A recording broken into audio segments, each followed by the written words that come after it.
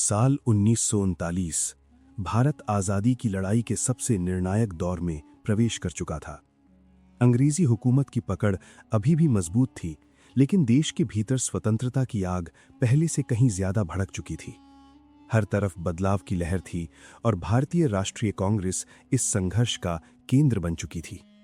इसी समय एक ऐसी घटना घटी जिसने स्वतंत्रता आंदोलन की दिशा को गहराई से प्रभावित किया।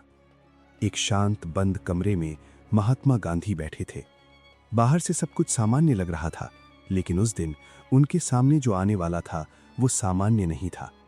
एक चिट्ठी उनके हाथों में सौंपी गई। ये कोई साधारण पत्र नहीं था, ये सुभाष चंद्र बोस की ओर से था।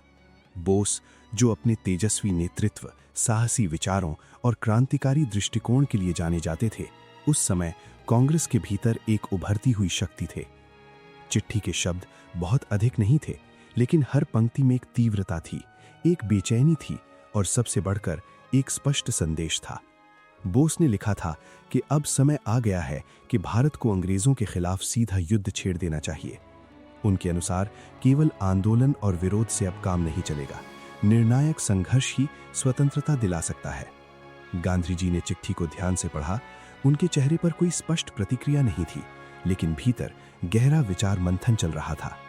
वे अहिंसा के सिद्धांत में अटूट विश्वास रखते थे। उनके लिए स्वतंत्रता केवल एक राजनीतिक लक्ष्य नहीं था, बल्कि नैतिक और आध्यात्मिक विजय भी थी।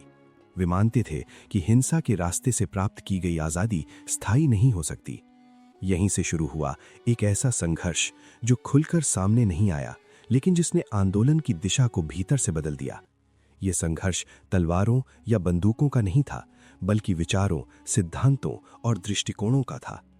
सुभाष चंद्र बोस का मानना था कि विश्व युद्ध का माहौल भारत के लिए एक अवसर है। अंग्रेज पहले से ही कमजोर पड़ रहे थे और अगर इस समय भारत ने सशस्त्र विद्रोह किया तो स्वतंत्रता हासिल की जा सकती थी। वे एक मजबूत, आक्रामक रणनीति के पक्षधर थे, जिसमें अंतर्राष्ट्रीय सहयोग भी शामिल था। दूसरी ओर गांधी जी का विश्वास था कि भारत की ताकत उसकी नैतिकता में है। वे नहीं चाहते थे कि भारत की आज़ादी खून खराबे के रास्ते से आए। उनके लिए ये जरूरी था कि संघर्ष ऐसा हो जो दुनिया के सामने एक उदाहरण बने, एक ऐसा उदाहरण जहां बिना हिंसा के भी साम्राज्य को झुकाया जा सके। ये मतभेद धीरे धीरे गहराता गया। कांग्रेस के भीतर भी दो धाराएं बनने लगी, एक जो गांधी जी के अहिंसक मार्ग का समर्थन करती थी और दूसरी जो बोस के अधिक आक्रामक दृष्टिकोण को सही मानती थी। ये केवल रणनीति का अंतर नहीं था, बल्कि ये उस सवाल का जवाब खोजने की कोशिश थी कि आजादी किस कीमत पर। लेकिन इस संघर्ष के पीछे केवल विचार नहीं थे, इसमें भावनाएं भी थीं, अहम भी था और राजनीति की जटिलताएं भी थीं। बोस को लगता था कि उनके विचारों को पूरी तरह स्वीकार नहीं किया जा रहा, जबकि गांधी जी को चिंता थी कि जल्दबाजी आंदोलन को नुकसान पहुंचा सकती है। यही वो हिडन कॉन्फ्लिक्ट था जिसके बारे में इतिहास की किताबें अक्सर सतही तौर पर ही बात करती हैं। दो महान नेता, दोनों का लक्ष्य एक, भारत की स्वतंत्रता, लेकिन उनके रास्ते इतने अलग थे कि टकराव लगभग अनिवार्य हो गया। क्या ये सिर्फ विचारों का मतभेद था या इसके पीछे सत्ता, प्रभाव और भविष्य की दिशा को लेकर एक गहरी खींचतान भी थी? इन सवालों के जवाब समझने के लिए हमें और पीछे जाना होगा, उस समय में जब ये मतभेद पहली बार आकार लेने लगा था और जिसने आने वाले वर्षों में भारतीय स्वतंत्रता आंदोलन की पूरी कहानी को बदल कर रख दिया। महात्मा गांधी का मानना था कि भारत की आजादी का मार्ग अहिंसा और सत्याग्रह से होकर जाता है। उन्होंने देश भर के लोगों को यह विश्वास दिलाया कि बिना हिंसा का सहारा लिए भी एक शक्तिशाली साम्राज्य को झुकाया जा सकता है। उनके नेतृत्व में असहयोग आंदोलन, नमक सत्याग्रह और भारत छोड़ो आंदोलन जैसे अभियानों ने आम जनता को स्वतंत्रता संग्राम से जोड़ा। गांधी जी के विचारों ने लाखों लोगों को प्रेरित किया और पूरे देश में एकता की भावना पैदा की। दूसरी ओर सुभाष चंद्र बोस का दृष्टिकोण इससे बिल्कुल अलग था। बोस का मानना था कि अंग्रेज स्वेच्छा से भारत को आजादी नहीं देंगे। उनके अनुसार ब्रिटिश शासन को हटाने के लिए सशस्त्र संघर्ष आवश्यक था। वे मानते थे कि केवल शांतिपूर्ण आंदोलनों से स्वतंत्रता प्राप्त करना कठिन होगा और इसके लिए सैन्य शक्ति का प्रयोग भी जरूरी हो सकता है। यही कारण था कि वे अधिक आक्रामक और निर्णायक रणनीति के पक्षधर थे। यहीं से दोनों महान नेताओं के बीच वैचारिक मतभेद उभरने लगे। हालांकि दोनों का लक्ष्य एक ही था, भारत की स्वतंत्रता, लेकिन उसे पाने के तरीके अलग अलग थे। गांधी जी जहां धैर्य, नैतिकता और अहिंसा पर विश्वास रखते थे, वहीं बोस त्वरित और प्रभावशाली कार्रवाई के समर्थक थे। 1938 में बोस को भारतीय राष्ट्रीय कांग्रेस का अध्यक्ष चुना गया। ये उनके नेतृत्व और लोकप्रियता का प्रमाण था। उन्होंने अपने कार्यकाल में राष्ट्रीय योजना समिति की स्थापना की और देश के औद्योगिक और आर्थिक विकास पर जोर दिया। लेकिन असली टकराव 1939 में सामने आया। जब 1939 में कांग्रेस अध्यक्ष पद के लिए दोबारा चुनाव हुआ, तो बोस ने पुनः अपनी उम्मीदवारी पेश की। इस बार गांधी जी ने खुले तौर पर उनके विरोध में पट्टाभी सीतारमैया का समर्थन किया। ये एक महत्वपूर्ण क्षण था, क्योंकि ये पहली बार था जब कांग्रेस के भीतर इस तरह का स्पष्ट वैचारिक संघर्ष सामने आया था। चुनाव के परिणाम ने सभी को चौंका दिया। बोस ने जीत हासिल कर ली। ये केवल एक साधारण राजनीतिक जीत नहीं थी, बल्कि गांधी जी के प्रभाव को सीधी चुनौती देने वाली घटना थी। गांधी जी ने इस परिणाम को स्वीकार करते हुए कहा, "ये मेरी हार है।" ये कथन उनके नैतिक नेतृत्व को दर्शाता है, लेकिन साथ ही ये भी स्पष्ट करता है कि संगठन के भीतर मतभेद गहरे हो चुके थे। हालांकि बोस चुनाव जीत गए थे, लेकिन उनकी स्थिति मजबूत नहीं थी। कांग्रेस के कई वरिष्ठ नेता गांधी जी के विचारों के समर्थक थे और बोस की नीतियों से सहमत नहीं थे। कार्य समिति के अधिकांश सदस्य बोस के साथ सहयोग करने को तैयार नहीं थे। इससे संगठन में गतिरोध की स्थिति उत्पन्न हो गई। अंततः इस विरोध और असहयोग के कारण बोस को अप्रैल 1939 में कांग्रेस अध्यक्ष पद से इस्तीफा देना पड़ा। यह निर्णय उनके लिए आसान नहीं था, लेकिन परिस्थितियां ऐसी बन गई थीं कि उनके लिए पद पर बने रहना संभव नहीं रहा।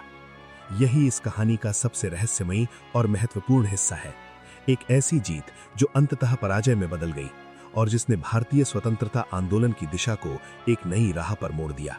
सुभाष चंद्र बोस के कांग्रेस अध्यक्ष पद जीतने के बाद भी परिस्थितियां उनके पक्ष में नहीं रहीं। ये जीत केवल औपचारिक थी, क्योंकि कांग्रेस के भीतर कई बड़े नेता उनके विचारों से असहमत थे। इनमें प्रमुख थे जवाहरलाल नेहरू और वल्लभ भाई पटेल। साथ ही अन्य वरिष्ठ सदस्य भी बोस के दृष्टिकोण को लेकर संक्षिप्त थे। इस विरोध का कारण साफ था। बोस की नीतियां कांग्रेस की मुख्य धारा से अलग थीं। जहां अधिकांश नेता अहिंसा और क्रमिक सुधार के रास्ते पर विश्वास करते थे, वहीं बोस अधिक आक्रामक और तेज स्वतंत्रता संग्राम के पक्षधर थे। वे मानते थे कि ब्रिटिश शासन को केवल शांतिपूर्ण आंदोलनों से नहीं हटाया जा सकता, बल्कि इसके लिए कठोर और निर्णायक कदम उठाने होंगे। महात्मा गांधी ने खुले तौर पर बोस का विरोध नहीं किया, लेकिन उनका प्रभाव इतना व्यापक था कि संगठन के अधिकांश सदस्य स्वाभाविक रूप से उनके विचारों की ओर झुकते थे। गांधी जी का मानना था कि अहिंसा ही भारत की ताकत है, जबकि बोस इसे पर्याप्त नहीं मानते थे। यही वैचारिक टकराव धीरे धीरे व्यक्तिगत दूरी में बदलने लगा। बोस खुद को कांग्रेस के भीतर अलग थलग महसूस करने लगे। अध्यक्ष होने के बावजूद उन्हें वो समर्थन नहीं मिला जिसकी उन्हें अपेक्षा थी। निर्णय लेने में बाधाएं आने लगीं और उनके प्रस्तावों को अक्सर अस्वीकार कर दिया जाता था। ये स्थिति उनके लिए न केवल राजनीतिक रूप से चुनौतीपूर्ण थी, बल्कि मानसिक रूप से भी थकाने वाली थी। आखिरकार परिस्थितियों से परेशान होकर बोस ने कांग्रेस अध्यक्ष पद से इस्तीफा दे दिया। ये निर्णय उनके जीवन का एक महत्वपूर्ण मोड़ था। इसके बाद उन्होंने एक नई दिशा में कदम बढ़ाया और फॉरवर्ड ब्लॉक नामक पार्टी की स्थापना की। इसका उद्देश्य था उन सभी लोगों को एक मंच पर लाना जो तेज और सशक्त स्वतंत्रता संग्राम के पक्षधर थे।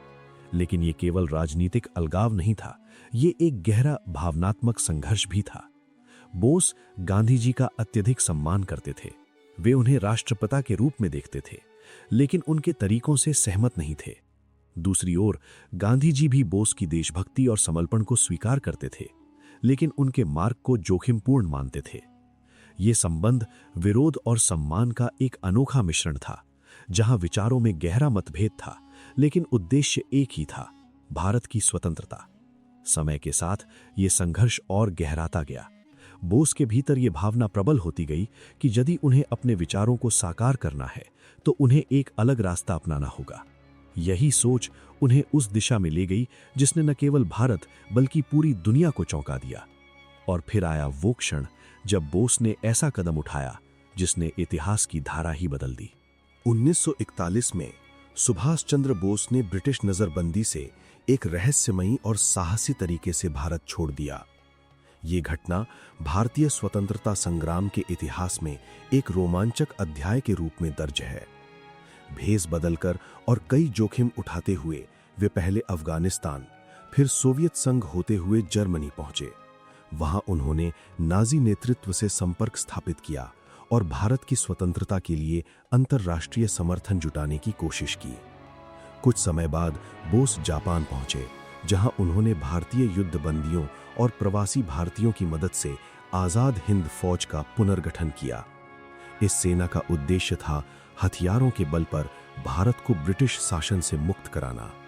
उनका प्रसिद्ध नारा, तुम मुझे खून दो, मैं तुम्हें आजादी दूंगा, युवाओं के दिलों में जोश और बलिदान की भावना भर देता था।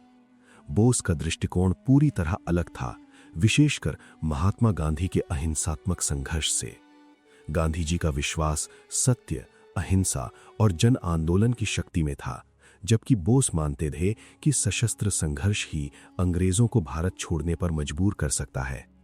जब आजाद हिंद फौज जापानी सेना के सहयोग से भारत की पूर्वी सीमाओं, विशेषकर इम्फाल और कोहिमा के पास पहुंची, तो पूरे देश में एक नई हलचल मच गई। लोगों के मन में ये प्रश्न गूंजने लगा कि क्या स्वतंत्रता हथियारों की ताकत से आएगी या सत्याग्रह की शक्ति से। गांधी जी ने बोस के साहस और देशभक्ति की सराहना करते हुए उन्हें देशभक्त कहा, लेकिन उनके तरीकों से अपनी असहमति स्पष्ट रखी। दोनों नेताओं के बीच विचारों का ये अंतर कभी व्यक्तिगत दुश्मनी में नहीं बदला, बल्कि ये भारत के भविष्य को लेकर दो अलग दृष्टिकोणों का प्रतीक था। अंततः इतिहास ने एक दिलचस्प मोड़ लिया। 1947 में भारत को स्वतंत्रता मिली, लेकिन ये ना तो पूरी तरह बोस की सैन्य रणनीति का परिणाम था और ना ही केवल गांधी जी के अहिंसात्मक आंदोलन का। ये दोनों विचारधाराओं, संघर्षों और बलिदानों का एक अनोखा संगम था जिसने भारत को आजादी दिलाई। आज जब हम पीछे मुड़कर देखते हैं तो समझ आता है कि ये हिडन कॉन्फ्लिक्ट दरअसल भारत की आजादी की कहानी का एक जरूरी हिस्सा था। अगर गांधी जी ने जनता को एकजुट किया तो बोस ने उनमें जोश और आक्रामकता भरी। दोनों अलग थे, लेकिन लक्ष्य एक था। और शायद यही कारण है कि इतिहास उन्हें विरोधी नहीं, बल्कि एक ही कहानी के दो जरूरी किरदार मानता है। लेकिन सवाल आज भी बना हुआ है, अगर गांधी और बोस एक ही रास्ते पर होते तो क्या भारत की आजादी की कहानी अलग होती? सोचिए, क्योंकि यही इतिहास का सबसे बड़ा रहस्य है।